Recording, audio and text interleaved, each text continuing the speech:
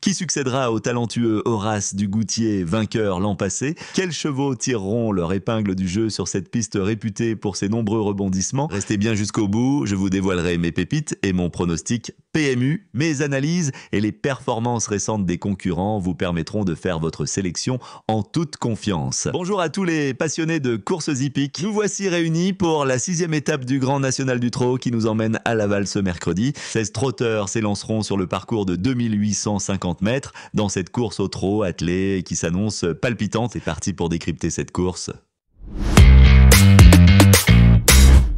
Juste avant de plonger dans les pronostics, saviez-vous que mes abonnés premium bénéficient d'analyses détaillées et de conseils personnalisés? Rejoignez la communauté Turf Pro pour profiter de contenus exclusifs. Cliquez sur le lien dans la description pour en savoir plus et jetez un œil à nos partenaires pour des offres exclusives. Y de Ceylan, numéro 7, vient de remporter brillamment sa dernière course. Malgré une absence de quelques semaines, ce protégé de Christophe Jariel a bien travaillé pour préparer ce rendez-vous. Mercredi dernier à Caen, il s'est montré parfait à l'entraînement. Déféré des 4 pieds, Y de Ceylan aura l'avantage de s'élancer au premier poteau. Son entourage en attend une confirmation avec un bon parcours. Avec David Thomen au sulky, Y de Ceylan a une belle carte à jouer pour la victoire. Ibiki de Houel, numéro 13, a impressionné récemment au Croisé-la-Roche avec un excellent chrono. Ce protégé de Franck Leblanc a franchi un palier depuis le retrait de son enraînement. Battu par Y de Ceylan en avril à Cordemais lorsqu'il était encore muni de son enraînement, Ibiki de Houel devrait prendre sa revanche dans sa nouvelle configuration, même si une course n'est jamais gagnée d'avance. Confié à Eric Raffin, Ibiki de Houel est en pleine possession de ses moyens et fait partie des grands favoris de cette épreuve. Great of Madrid, numéro 3, s'est retrouvé un peu loin dernièrement, mais a bien terminé pour prendre la 4e place. Il bénéficie aujourd'hui d'un bon engagement au premier poteau. Sa forme est sûre et il apprécie ce tracé de Laval sur la distance de 2850 mètres. Confié à Mathieu Abrivard, ce mâle de 8 ans entraîné par Stéphane Meunier totalise 12 victoires en 48 sorties. Même s'il est barré par quelques rivaux pour le podium, Great of Madrid devrait une nouvelle fois finir dans le quintet.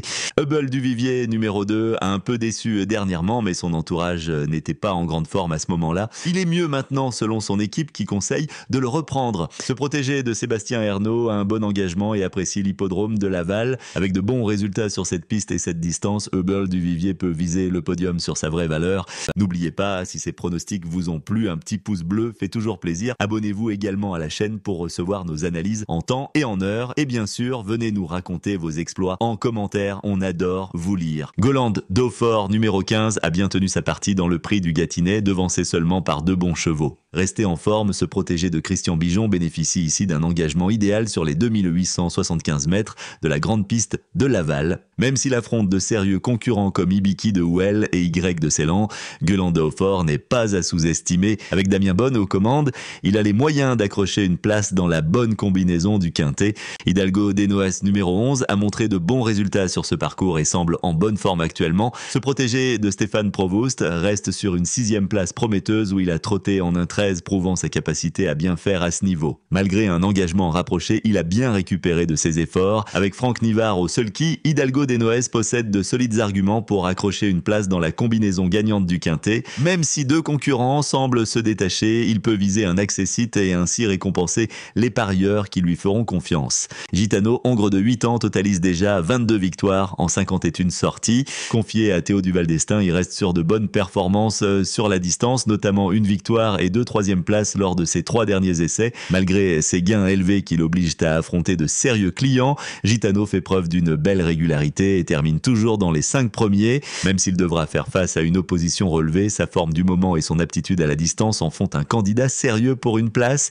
Heidi Gema, numéro 6, reste sur 2 victoires impressionnantes et semble en pleine forme. Capable d'aller de l'avant si nécessaire, ce hongre de 7 ans doit prendre un bon départ pour ne pas être rattrapé par ses concurrents des 25 mètres. Sous la conduite de Benjamin Rochard, Heidi Gema est en mesure de réaliser un bon chrono sur les 2850 mètres de l'épreuve. Avec 14 succès en 46 sorties, dont de bons résultats sur cette piste et cette distance, ce pensionnaire de Marc Sassier a sa chance pour accrocher une place.